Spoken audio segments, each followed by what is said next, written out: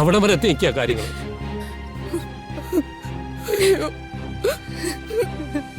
എന്റെ ദേവി, എന്റെ കുഞ്ഞിനെ കാത്തോളെ.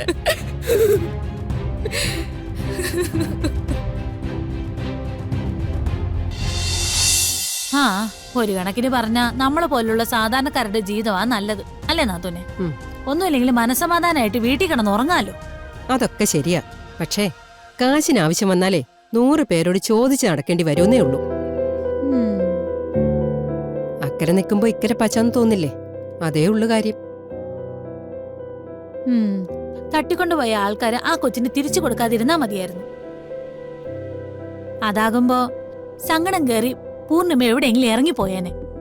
ഇന്ദ്രപ്രസാദ് നമ്മുടെ അശ്വതിയുടെ കയ്യിൽ വരികയും ചെയ്തേ. കേൾക്കാനൊക്കെ കൊള്ളാം, പക്ഷേ അങ്ങനെയൊന്നും സംഭവിക്കുമെന്ന് തോന്നുന്നില്ല ഗിരിജ. പൂർണ്ണിമയോട് ചന്ദ്രമതിക്കുൾപ്പെടെ പലർക്കും ദേഷ്യമുണ്ടെങ്കിലും ആ കൊച്ചിനെ എല്ലാവർക്കും ജീവനാ. അതുകൊണ്ട് ഏത് വിധേനയും അവരാ കൊച്ചിനെ കണ്ടെത്തും. അതെ നാത്തൂനെ, ഇന്ദ്രപ്രസ്ഥത്തിലായിരുന്നെങ്കിൽ ധ്വനിയെ കാണാതായി പോയതിന്റെ പേരിൽ ആ കിരണിനെയും ദുർഗയും നമുക്ക് റോസ്റ്റ് ചെയ്യാമായിരുന്നു. സ്കൂളിൽ അവര് ശ്രദ്ധിക്കാതെ പോയതുകൊണ്ടാണ് ധ്വനിയെ നഷ്ടപ്പെട്ടു പോയെന്നൊക്കെ പറയാമായിരുന്നു. ആ, നല്ലൊരു അവസരം നഷ്ടമായി. പൂർണ്ണിമയ്ക്കാണല്ലോ കിരണിനോടും ദുർഗയോടും ഏറ്റവും താല്പര്യം. അവര് കാരണം അവളുടെ മോൾക്ക് ഒരു ആപത്ത് വന്നു പറഞ്ഞ് ഒരു കുത്തിത്തിരിപ്പുണ്ടാക്കായിരുന്നു അല്ലേ ഗിരിജ? ഇനിയിപ്പോ പറഞ്ഞിട്ട് കാര്യമില്ല, നമുക്ക് കുറച്ച് വെയിറ്റ് ചെയ്യാം. എങ്ങാനും ആ കൊച്ചിന് കിട്ടാൻ വൈകിയ ഒന്ന് നമുക്ക് അവിടം വരെ പോവാം. എന്താ? ദുർഗയ്ക്ക് പണി കൊടുക്കാൻ പറ്റുന്ന ഒരു അവസരവും നമ്മൾ പാഴാക്കി കളയരുത്. നോക്കാം.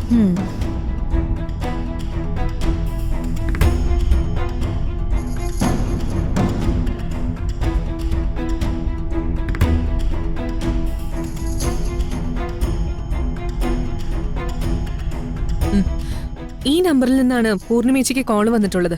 മേനോനാണ് കുഞ്ഞിനെ കൊണ്ടുപോയതെന്ന് പറയുന്നു. ഈ നമ്പറിന്റെ ഡീറ്റെയിൽസ് ഒന്ന് വേഗം എടുത്ത് നോക്ക്. ഓക്കേ ജെഡി, ഞാൻ നോക്കിട്ട് വരാം.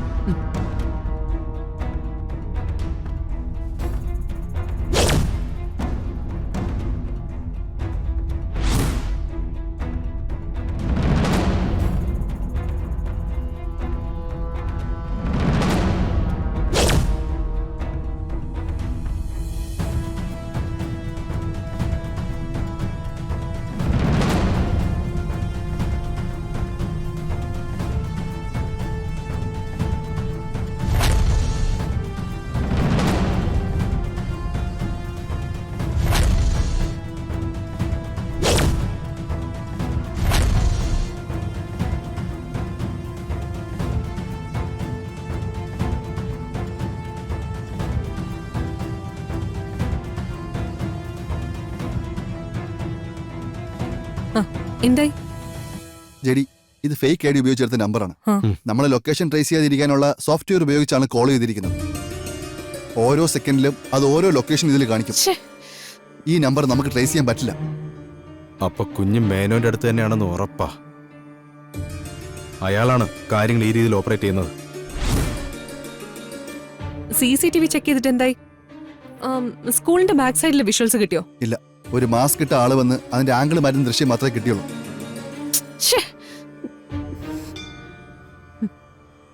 അപ്പൊ അവര് ആ വഴിക്ക് തന്നെയാണ് കുഞ്ഞിനെ കടത്തിയത്.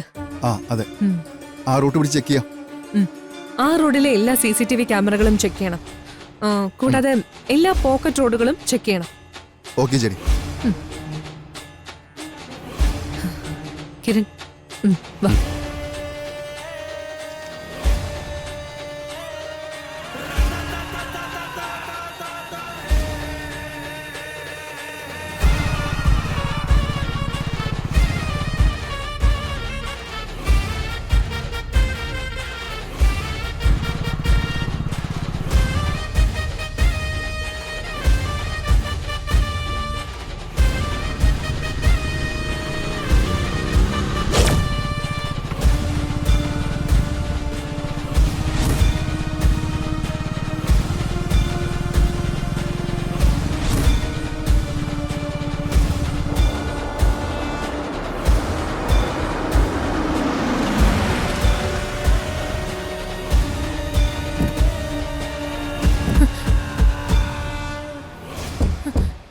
എന്തെങ്കിലും വിവരം അറിഞ്ഞോ?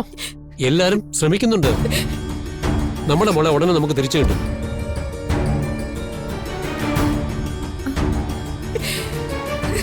മുത്തശ്ശി, ദേ അവര് വന്നു. എന്തായി ധോനിമോളുടെ വല്ല വിവരം അറിഞ്ഞോ മോളെ? ചേച്ചി, എന്താ എന്താ സംഭവിച്ചത്? പൃഥ്വി, ധോനിക്ക് എന്താ എന്താ? പറ്റിയത്? അകത്തോട്ട് വാ പറയാം വാ.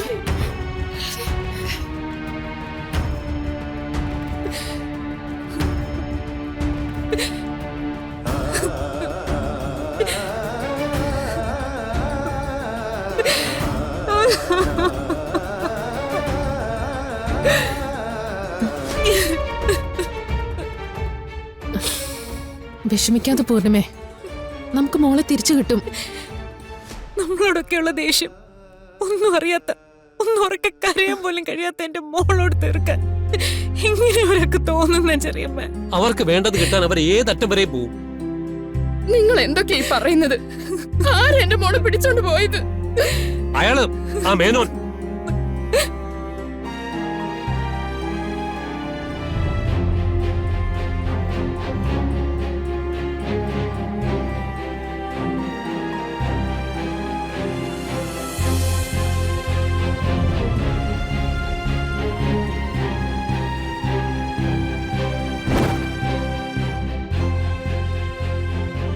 അവിടെ വരെ എത്തി നിൽക്കുക കാര്യങ്ങൾ.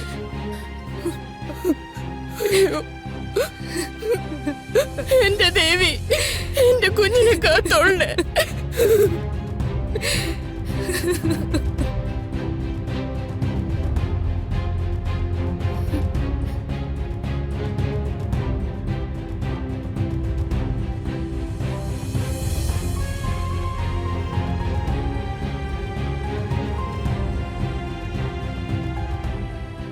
പൃഥ്വി അറിയാതെയാണ് മേനോൻ ധ്വനിമോളെ കൊണ്ടുപോയത്. പക്ഷേ ഇപ്പൊ അവന് കാര്യങ്ങളൊക്കെ വ്യക്തമാണ്. പൃഥ്വി വിചാരിച്ചാ ധോനിമോൾ എവിടെ ഉണ്ടെന്ന് അറിയാൻ സാധിക്കും. അവിടെ നിന്നും നമുക്ക് അവളെ രക്ഷിച്ചുകൊണ്ട് വരാവുന്നതേ ഉള്ളൂ. നമുക്ക് അവനെ പിടിച്ചൊന്ന് കുറഞ്ഞു നോക്കിയാലോ? ഏയ് വേണ്ട, അങ്ങനെ ചെയ്താ ചിലപ്പോ അത് അപകടമാവും. പൃഥ്വി ഇടയാൻ സാധ്യതയുണ്ട്. മേനോനറിയാം. അതുകൊണ്ട് അയാൾ മുൻകരുതൽ എടുക്കാനും സാധ്യതയുണ്ട്. എന്നാലും നമുക്ക് ഈ പ്രശ്നം പൃഥ്വിയെ കൊണ്ട് തന്നെ പരിഹാരം കാണുന്നതാണ് നല്ലത്. അത് ശരിയാ. ഇതിന്റെ പേരില് പൃഥ്വി മേനോൻ തമ്മിൽ തെറ്റിയാ അത് നമുക്കൊരു നേട്ടം തന്നെയാ. ആ വഴിക്ക് അവനെ തിരിച്ചു വിട്ടാ നമ്മൾ രക്ഷപ്പെട്ടു. എന്തായാലും ധോനിമോളെ ഒരു കുഴപ്പവും കൂടാതെ തിരിച്ചു കിട്ടുന്നതിനായിരിക്കണം മുൻഗണന. അതെ.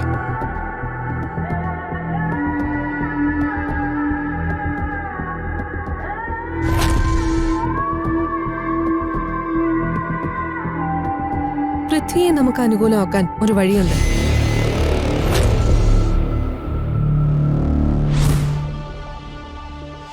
ഒന്ന് ട്രൈ ചെയ്ത് നോക്കാം. എന്താ പ്ലാൻ? പറയാം, വാ.